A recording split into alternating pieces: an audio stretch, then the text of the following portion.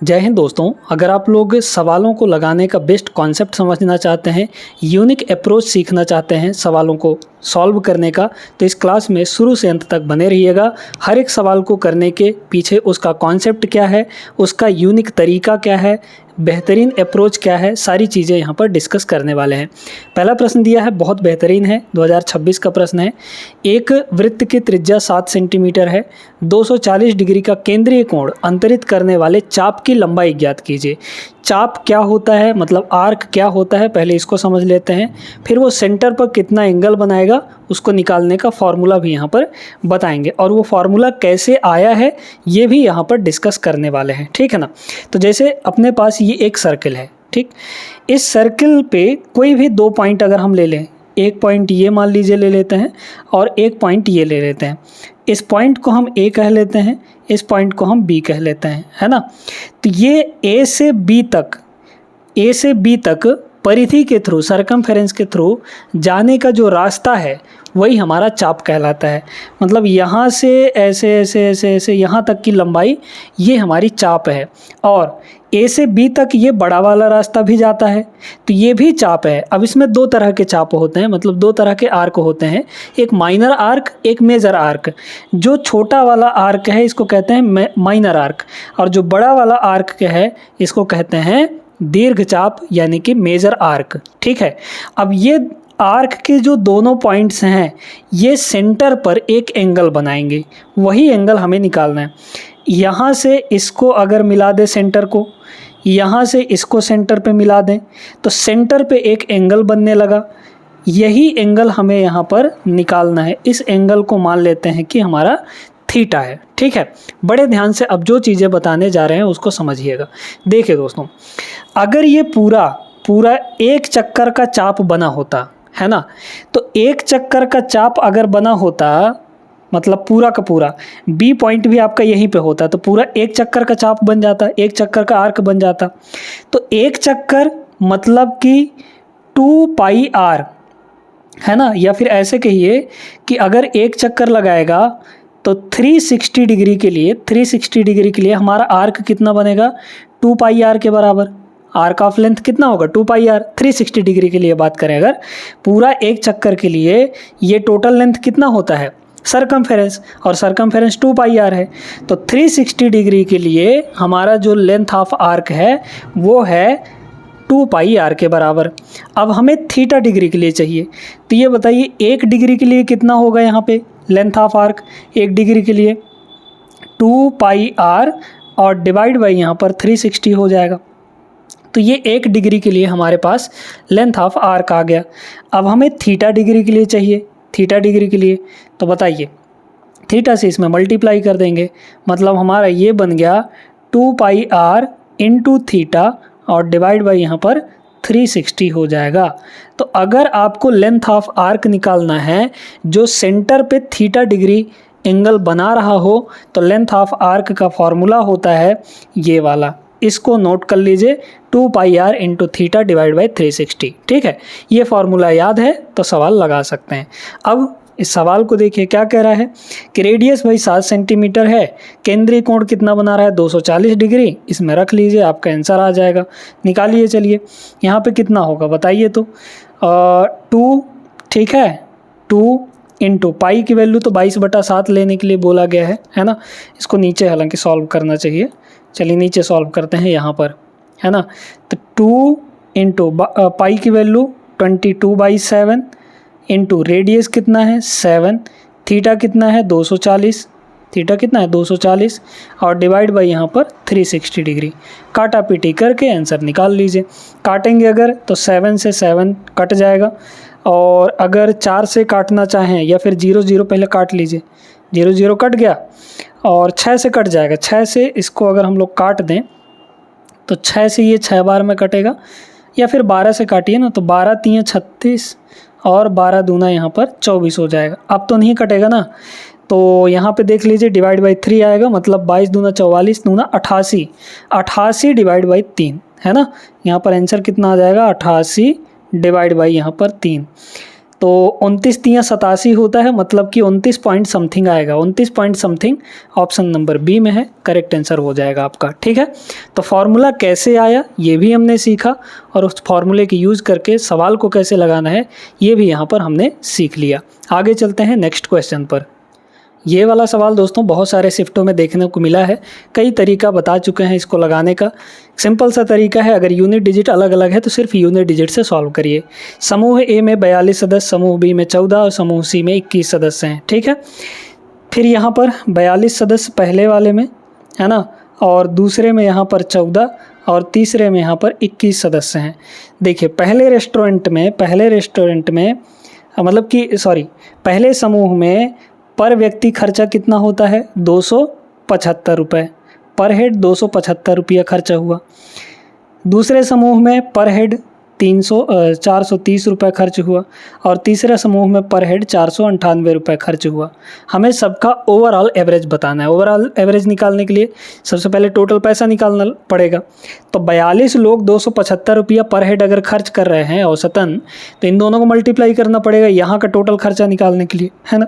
तो हमें सिर्फ यूनिट डिजिट से काम करना है। बताइए यहाँ कितना यूनिट डिजिट होगा, 2 पंचे 10 यानी 0। यहाँ कितना यूनिट डिजिट होगा, 4 इंटू 0 0।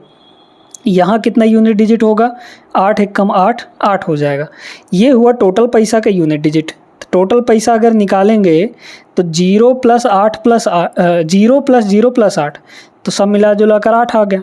डिवाइड बाई, अब हमें औसत निकालना है, तो डिवाइड बाई टोटल पैसा डिवाइड बाई टोटल मेंबर्स देख लीजिए, इन तीनों को जोड़ना पड़ेगा, और जोड़ना वो भी सिर्फ यूनिट डिजिट को है। तो 2 और 4 6, 6 1 7, तो यहाँ पर आ गया 7। अब 7 में हम ऐसा क्या मल्टीप्लाई करें कि हमें यूनिट डिजिट 8 मिले। तो 7 दूना 14 नहीं मिलेगा, 7 तियाँ 21 नहीं मिलेगा, 7 चौके 28 मिल जाएगा, क्योंकि 28 में 8 होता है यूनिट डिजिट। तो 7 चौके 28, और ये जो है मल्टीप्लाई जो किए हैं यही आपका आंसर का यूनिट डिजिट होगा। तो 4 यूनिट डिजिट वाला ही आपका करेक्ट ऑप्शन होगा, ऑप्शन नंबर बी। ठीक है, समझ गए होंगे। तो आगे चलिए नेक्स्ट पर। बहुत सिंपल सा सवाल है दोस्तों। 10 प्रेक्षणों का समांतर माध्य, यानी कि 10 आंकड़े हैं, उनका मीन दिया है आपको 6 के बराबर। उनमें से 9 प्रेक्षणों का योग मतलब सम टोटल वो दिया है 49। तो 10वां प्रेक्षण क्या होगा, यानी 10वां डेटा क्या होगा। यहाँ पर मीन निकालने का फॉर्मूला जानते हैं ना। मीन निकालने का फॉर्मूला क्या होता है यहाँ पे, मीन होता है सम ऑफ डाटा, सम यानी कि total divide by number of data, यही होता है मीन निकालने का। तो अगर यहाँ से सम निकाला जाए तो क्या होगा, मीन इंटू नंबर हो जाएगा। ये बताइए टोटल 10 प्रेक्षण है, ठीक है। तो 10 का अगर टोटल निकाला जाए तो मीन कितना है, 6 ये आपका मीन हो गया, और टोटल डाटा है कितने, 10। तो यह आ जाएगा 10 संख्याओं का टोटल मतलब सम। इन 10 संख्याओं के टोटल में से अगर 9 संख्याओं का टोटल घटा दें तो हमें 10वां वाला टोटल मिल जाएगा।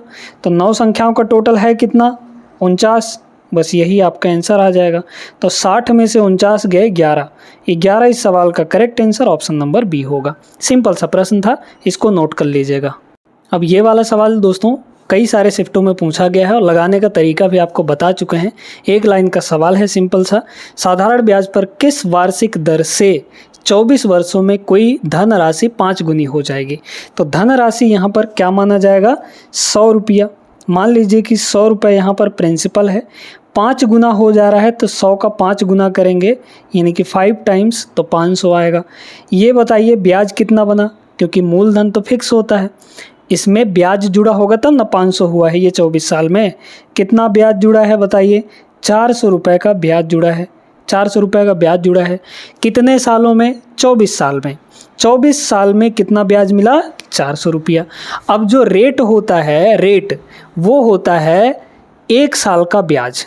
तो 1 साल का ब्याज निकाल लीजिए भाई, 400 रुपया 24 साल में, तो 1 साल में कितना ब्याज बनेगा, 24 से डिवाइड कर लेंगे हम लोग। यहाँ पे 4 से अगर काटा जाए, या फिर हाँ 4 से काट सकते हैं, 4 से काटा जाएगा तो ये 100 आएगा, और 4 से इसको काटा जाएगा तो 6 आएगा, और अगर इसको और काटा जाए तो 50/3 आ जाएगा, है ना, 50/3 आ जाएगा। तो 16.66 आएगा, 16.66। 16.66 या फिर 16 सही 2/3 आ जाएगा। Option number C correct answer हो जाएगा। बहुत सिंपल सा प्रश्न है, आगे चलिए। टाइम एंड डिस्टेंस का एकदम तगड़ा सा प्रश्न है। अपने घर से सामान्य चाल की 4/7 चाल से चलते हुए लक्ष्य अपने कार्यालय पहुंचने में 15 मिनट विलंबित हो जाता है, मतलब देर कर देता है, लेट हो जाता है। घर और कार्यालय के बीच की दूरी तय करने में उसे सामान्यतः कितना समय लगता है? ठीक है, सामान्य रूप से वो 7 के चाल से चल रहा था, लेकिन अभी 4 के चाल से चल रहा है। इसका मतलब तो यही हुआ, कह रहा है ना अपने घर से सामान्य चाल का 4/7। तो सामान्य चाल का बोला है, तो सामान्य चाल कहाँ होगा? ये नीचे होगा।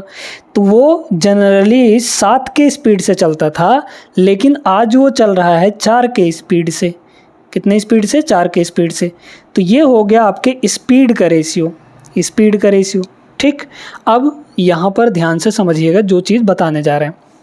पता है ना, speed equal to distance upon time होता है, डिस्टेंस अपॉन टाइम होता है। अगर दोस्तों यहाँ पर डिस्टेंस को हम कांस्टेंट कर दें, डिस्टेंस अगर हो जाए कांस्टेंट, तो इससे फ़ायदा क्या होगा कि ये बन जाएगा कुछ ऐसे 1/t, मतलब दोनों एक दूसरे के इन्वर्स प्रोपोर्शन में होंगे, स्पीड और टाइम। ठीक है, मतलब जिस रेशियो में स्पीड होगा उससे अपोजिट रेशियो में टाइम हो जाएगा। तो अगर देखा जाए अपने घर से कार्यालय ही तो जा रहा है, मतलब डिस्टेंस फिक्स है उसका, है ना।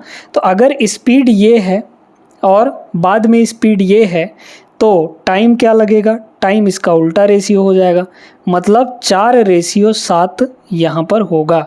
यानी कि अगर वो 7 की स्पीड से चलता है तो उसको 4 यूनिट टाइम लगेगा, और अगर 4 की स्पीड से चलता है तो उसको 7 यूनिट टाइम लगेगा। ठीक है, ये है इसका मतलब।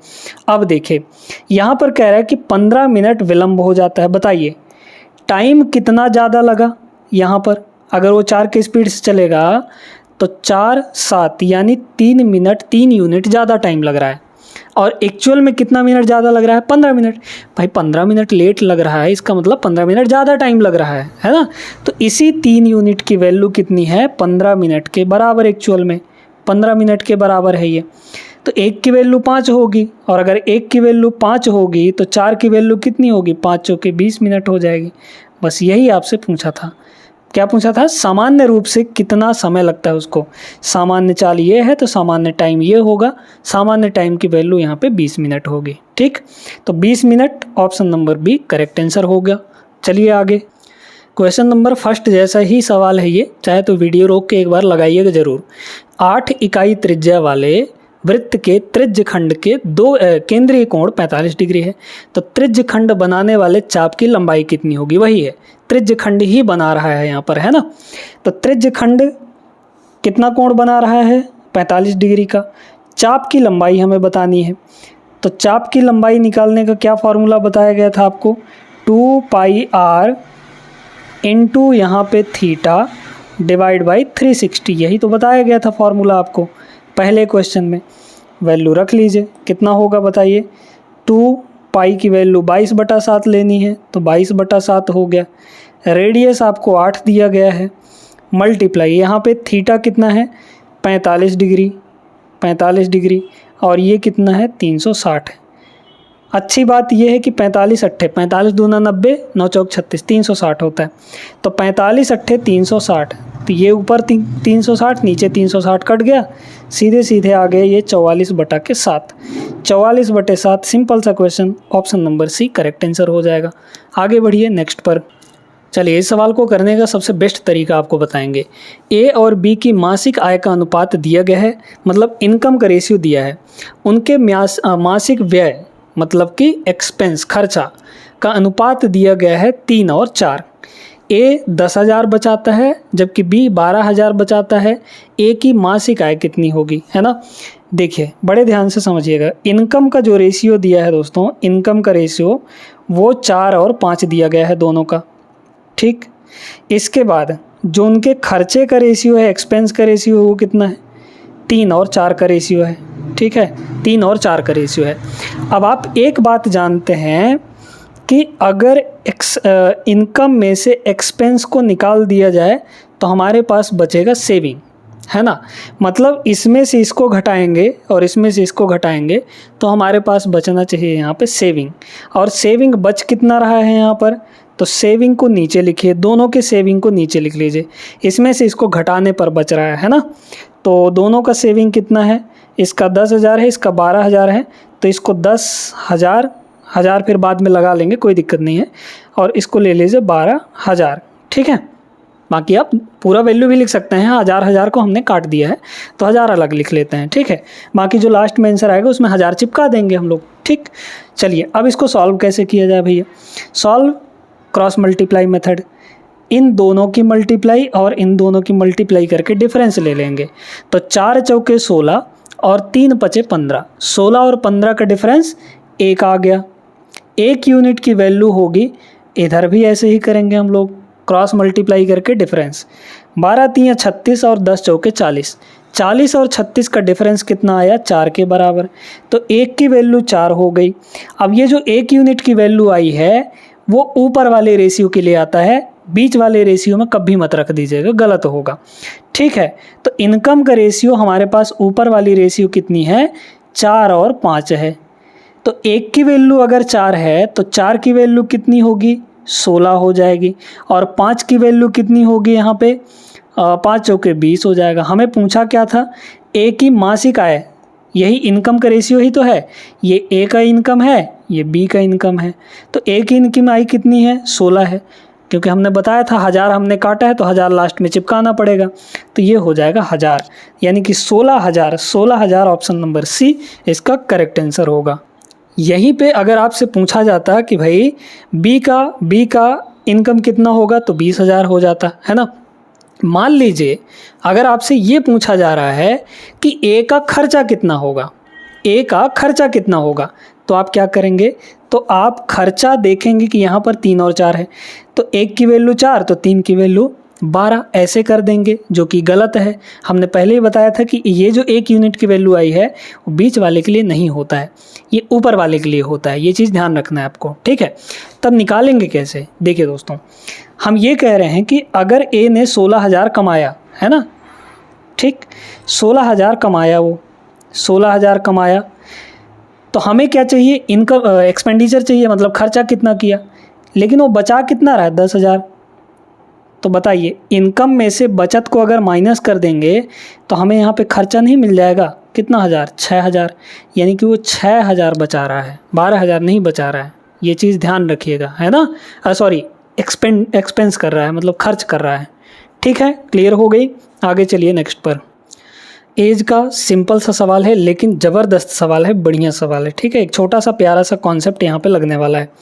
वर्तमान में वनराज की आयु उसके पुत्र की आयु की 3 गुनी है और उसकी पुत्री उसके पुत्र से 3 वर्ष छोटी है। वर्तमान की बात कर रहा है, प्रेजेंट की बात कर रहा है। उसके पुत्र की आयु की 3 गुनी है। तो पुत्र की आयु यानी बेटे की आयु कितनी मान लेते हैं हम लोग, यहाँ पे x मान लेते हैं। तो पिता की आयु कितनी हो जाएगी, यानी कि वनराज की आयु 3 गुना यानी कि 3x होगी। अच्छा, पुत्री की आयु यानी कि डॉटर के एज उसके पुत्र से 3 वर्ष छोटा, पुत्र x का है तो पुत्री कितनी हो जाएगी, x - 3, 3 वर्ष छोटी हो जाएगी। आगे पढ़िए, 3 वर्ष पहले इन तीनों की आयु का टोटल 58 था। ये 3 साल पहले की बात है, ये 3 साल पहले का टोटल है, लेकिन हमें चाहिए प्रेजेंट का टोटल, क्योंकि ये जो चीज़ है ये प्रेजेंट का आयु है, तो हमें प्रेजेंट का टोटल भी चाहिए। ये बताइए कि अगर 3 साल पहले तीनों का टोटल 58 था तो अभी इस टोटल में कितना बढ़ गया होगा, बताइए। तो तीनों का 3-3 साल बढ़ा होगा ना भाई, तीनों 3-3 साल बढ़े होंगे आज तक में, अब तक में। तो 3 + 3 + 3 यानी कि 9 वर्ष इसमें टोटल में बढ़ गया होगा। तो 58 और 9 यानी कि 67। तो अभी जो प्रेजेंट में टोटल है तीनों का वो 67 है। प्रेजेंट में टोटल कितना है तीनों का, 67 है। इन तीनों का टोटल कर लीजिए, कितना हुआ, 5x, ठीक है। 3 उधर जाके जुड़ेगा तो 70 होगा, यानी x की वैल्यू यहाँ से 14 आ गई। पूछा क्या था हमें, वनराज की वर्तमान आयु 3x है, तो x की वैल्यू 14, तो 14 × 3 = 42 साल वनराज प्रेजेंट में 42 साल, ऑप्शन नंबर ए हो जाएगा इसका आंसर। आगे बढ़ते हैं नेक्स्ट पर।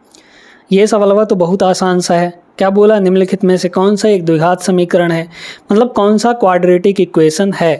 क्वाड्रेटिक इक्वेशन वही होता है जिसमें x मतलब वेरिएबल की मैक्सिमम वैल्यू 2 होनी चाहिए। क्वाड्रेटिक इक्वेशन का स्टैंडर्ड फॉर्म होता है ax² + bx + c = 0।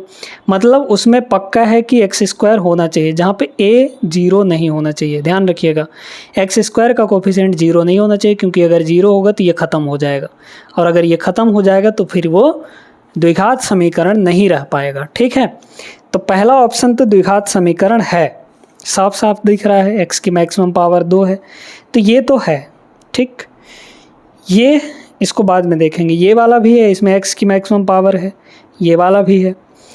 x को अगर अंदर मल्टीप्लाई करेंगे तो ये बनेगा x × x x² - 3x, है ना, +2 इधर आएगा तो -2 हो जाएगा, = 0। इसमें भी x² है, मतलब ये भी है।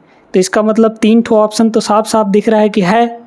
इसका मतलब एक ही ऑप्शन है जो नहीं है क्वाड्रेटिक इक्वेशन, तो ये वाला बड़ा सा टिक होगा, मतलब हमारे आंसर में यही आएगा। कि ऐसे क्यों नहीं है ये समझिए, क्योंकि जब हम इन दोनों को मल्टीप्लाई करेंगे तो x × x x² बनेगा, और इधर का x², ये x² इधर आके माइनस होगा, तो x² - x² ख़त्म हो जाएगा, यानी x के स्क्वायर की कोफिशिएंट 0 हो गई, है ना। यानी हमारे इक्वेशन में x² बचा ही नहीं। जब x² बचा ही नहीं तो काहे का द्विघात, है ना। तो बी ऑप्शन इसका करेक्ट आंसर होगा, ये द्विघात समीकरण नहीं होगा। ठीक है, चलिए आगे। हमारे पास ग्रुप डेटा दिया गया है, यहाँ पर निकालना है सबसे पहले आपको बहुलक। ठीक, बहुलक, लेकिन गलती इसमें बहुत लोग करेंगे, बहुत ज़्यादा लोग गलती करेंगे, है ना। भले वो फार्मूला जानते होंगे लेकिन इस सवाल को गलत करके आ जाएंगे। क्यों गलत करेंगे, सारी चीज़ें समझते हैं। पहले तो फार्मूला जान लीजिए। मॉड का जो फार्मूला होता है, दोस्तों, ये होता है लोअर लिमिट यानी L plus F1 - F0, F1 - F0 या F0 कह लीजिए, divide by 2F1 minus F0 और माइनस F2, और इनटू यहाँ पर होता है H। ठीक, अब ये फॉर्मूला काम करता है आपके लिए तब जब यहाँ पर ये आपका सीक्वेंस में हो, है ना। कैसे, जैसे 10 से 20, 20 से 30, 30 से 40, या फिर 10 से 15, 15 से 20, 20 से 25, 25 से 30, मतलब जहाँ पे ख़त्म हो रहा है वहीं से अगला शुरू हो रहा है, इंटरवल। लेकिन यहाँ पे ऐसा नहीं है, 35 से 44, लेकिन इसका मतलब अगला जो शुरू होना चाहिए था 44 से शुरू होना चाहिए था, जबकि ये 44 पे ख़त्म हुआ है आपका, है ना। तो 44 से शुरू होना चाहिए था, लेकिन ऐसा हो नहीं रहा है, 45 से शुरू हो रहा है।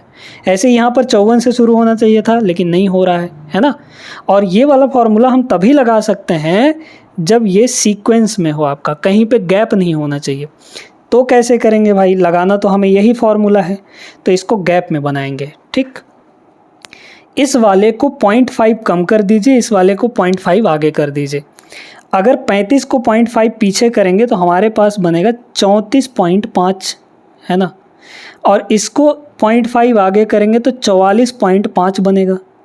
ठीक, इसको 1 कम करेंगे तो ये बनेगा 44.5, यहाँ पर ये बनेगा कितना, 44.5, और ये कितना बनेगा आगे कर देंगे थोड़ा सा तो 54.5 बन जाएगा कि नहीं, 54.5 बन जाएगा। ऐसे ही आगे सबको एक एक कम करके एक एक आगे बढ़ा देना है, ठीक ना। तो सीक्वेंस में आ जाएगा, जैसे 44.5 पे यहाँ पर ख़त्म हुआ, अगला 44.5 से शुरू हो गया, है ना। इस तरीके से आगे चलती रहेंगी। अब सबसे पहले डिसाइड करना हमें मॉडल क्लास कौन सा होगा। मॉडल क्लास यहाँ पर जिसकी फ्रीक्वेंसी सबसे ज़्यादा वो आपका मॉडल फ्रीक्वेंसी हो गया, और उसके सामने वाला ये वाला आपका मॉडल क्लास हो गया। लेकिन इसको नहीं लेना है, गलती यहीं पे किए होंगे कि इसको ले लिए होंगे, चूज़ कर लिए होंगे, लेकिन इसको नहीं लेना है, इसको मॉडिफाई करके लेना है। कैसे, इसको 0.5 कम करना है तो ये 54.5 बनेगा, है ना। और इसको मतलब 0.5 ज़्यादा करके लेना है, यानी कि 64.5 बनेगा यहाँ पे। इस तरीके से आपको लेना है, ठीक है। अब इसमें पहले तो लोअर लिमिट, ये जो कहलाता है मतलब मॉडल क्लास का जो लोअर वैल्यू है यही आपका L कहलाता है, यानी कि लोअर लिमिट कहलाता है। F1 होता है ये खुद, इससे पहले F0 मिलता है और इसके बाद F2 मिलता है ना। और H हाइट होता है इन दोनों के बीच का गैप। इसमें कितने गैप है, 10 का गैप है ना। 64.5 में से 54.5 घटाएंगे तो 10 आएगा, तो यही H की वैल्यू है 10 यहाँ पे। बस इसी फॉर्मूले में हमें रखना है और आंसर निकालना है। लोअर लिमिट कितनी है 54.5, गलती किए होंगे 55 रख दिए होंगे तो गलत आ जाएगा आंसर। फिर plus F1 minus F0, 30 minus 20 तो सीधे सीधे लिखते हैं 10, ठीक है। 2F1, F1 का डबल मतलब 30 का डबल, 30 का डबल 60 माइनस F1 कितना है 20 है यहाँ पे, माइनस F2 कितना है 25 है यहाँ पे, तो ये हो गया 25 और इन सब का मल्टीप्लाई करना है 10 के साथ। ये हो गया आपका 54.5 है ना, 54.5 प्लस इसको देखे 40 में से 25 गया तो 15, ठीक यही ना होगा भाई। इसको देखिए ये 45 हो गया, अगर दोनों को देखा जाए तो 45, 60 में से 45 घटाएंगे 15 आएगा। ऊपर हो गया 100, नीचे हो जाएगा 15 या 5 से काटिए, ठीक है। तो 20 पंचे 100 और 3 पचे 15, तो 20/3 मतलब ये कितना होगा यहाँ पर, ये वाला सिर्फ 6.66 है ना, 6.66 आएगा। तो 54 और इनमें जोड़िए 6 और 5 11 का 1 हासिल 1 और 54 6 60 1 61.16 के समथिंग आएगा। मतलब वही एक साथ कह लीजिए, कोई दिक्कत नहीं है इसको, क्योंकि 6 6 6 ये आते जाएगा तो इसको 6 7 भी लिख सकते हैं, मतलब एक साथ लिख सकते हैं। ऑप्शन नंबर फर्स्ट इसका करेक्ट हो जाएगा। अगर आप यहाँ पे इसको नहीं बदलते तो ये वाला आंसर आ जाता सी नंबर, जो कि गलत हो जाता, ठीक है ना। तो इन चीज़ों का ध्यान आपको ज़रूर रखना है दोस्तों।